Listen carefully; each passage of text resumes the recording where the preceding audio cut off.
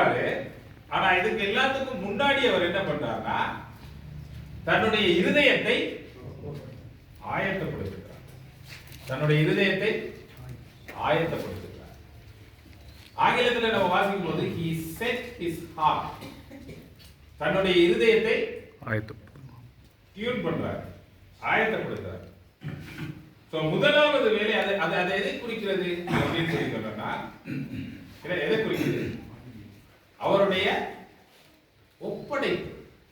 நான் கடவுளுடைய வார்த்தையின் பணியாளராக கடவுளுடைய வார்த்தையை மக்களிடத்திலே கொண்டு வருவதற்காக இந்த கடவுளுடைய வார்த்தையை படிப்பதற்கு அவருடைய இருதயத்தை, இருதயம் அப்படின்றது எதை குறிக்கிறதுனா the inner man, அல்லது சில நேரங்களிலே அது முழுமையான மனிதனுடைய மையத்தை குறிக்கிறது.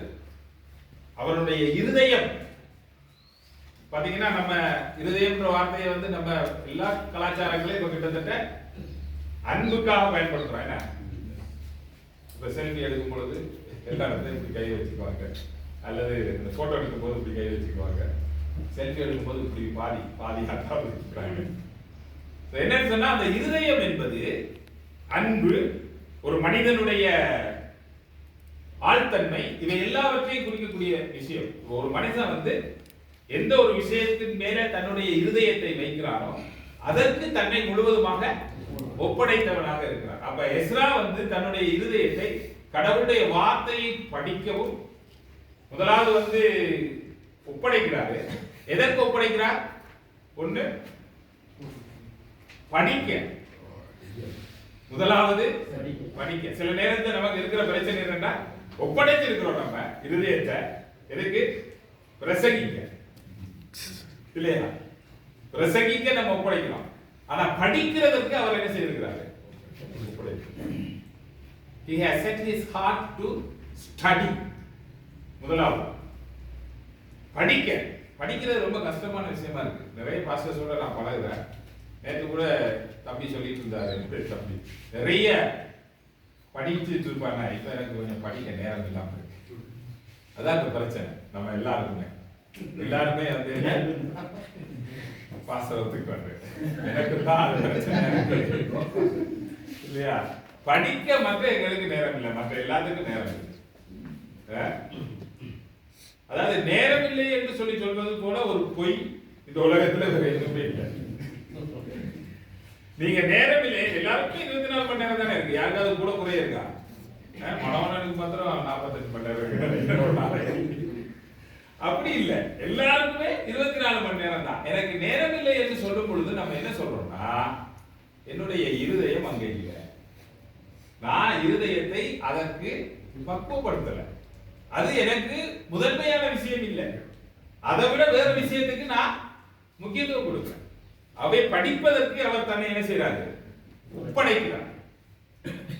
இருதயத்துல அவர் தயார்படுத்துறாரு படிக்கிறது. அது எது? அதை படிக்கும் பொழுதுதான் அவர் அதை என்ன செய்ய முடியும்? உபதேசம் பண்றதுக்கு முன்னாடி ஒண்ணு இருக்கு, ஆராய்ந்து அதை செய்யவும். to practice, to study and to practice. அவர் அதை செய்யறதுக்கு தன்னுடைய இதயத்தை பக்குவப்படுத்தினார். மூன்றாவதாக தான் வருது, அவர் என்ன செய்யறாரு?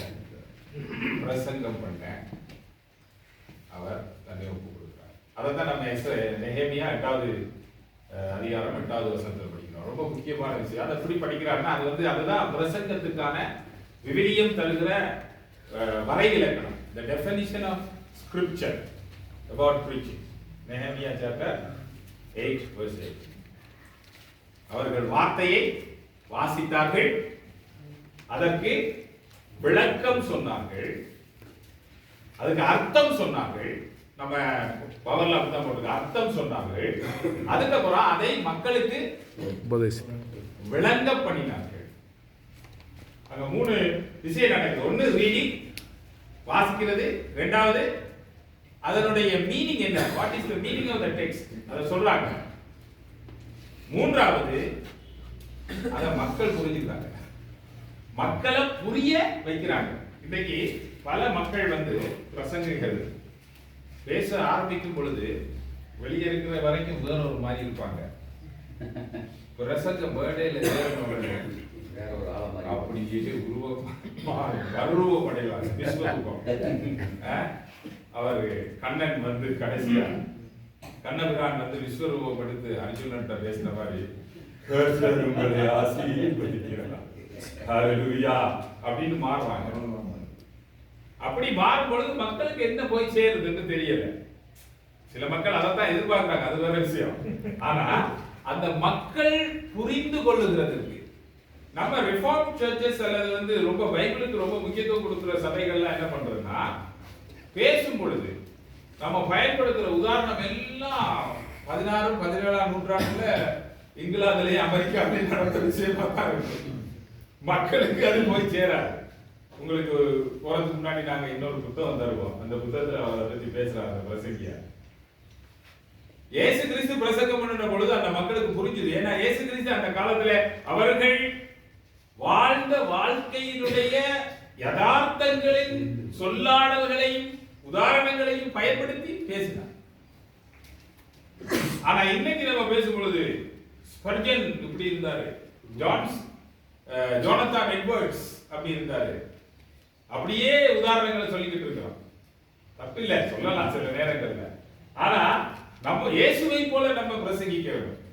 இயேசுவை போல இறைவனியாற்ற அப்படின்னு சொல்லி கூட நாங்க ஒரு புத்தகம் வெளியிட்டிருக்கிறோம். மக்களுக்கு புரியணும். That is the end of the preaching. மக்கள் புரிந்து கொள்ளணும். அவங்களுடைய வாழ்க்கையில் இருக்கக்கூடிய துயரங்கள், பாடுகள், கஷ்டங்கள், அரசியல், சமூகம், பொருளாதார பிரச்சனைகள் எல்லாவற்றையும் அவங்க கடவுளுடைய வார்த்தையின் வெளிச்சத்திலே பார்ப்பதற்கு, புரிந்து கொள்வதற்கு துணை செய்ய வேண்டும். அப்பதான் நம்ம கடவுளுடைய வார்த்தையின் பணியாளர்களாக இருப்போம். ஆனா நமக்கு விருப்பமான ஒரு ஆள் ஏதாவது பிரச்சனை பண்ணிட்டாரு சபையில் என்றால் பொருந்துவாங்க. இந்த ஞாயிற்றுக்கிழமை அப்புறம் பிரசங்கம் முடிஞ்ச உடனே மக்கள் எல்லாம் தெரியுதா, யாருக்கு தெரியுதா, இதுக்கு பேர் தான் வந்து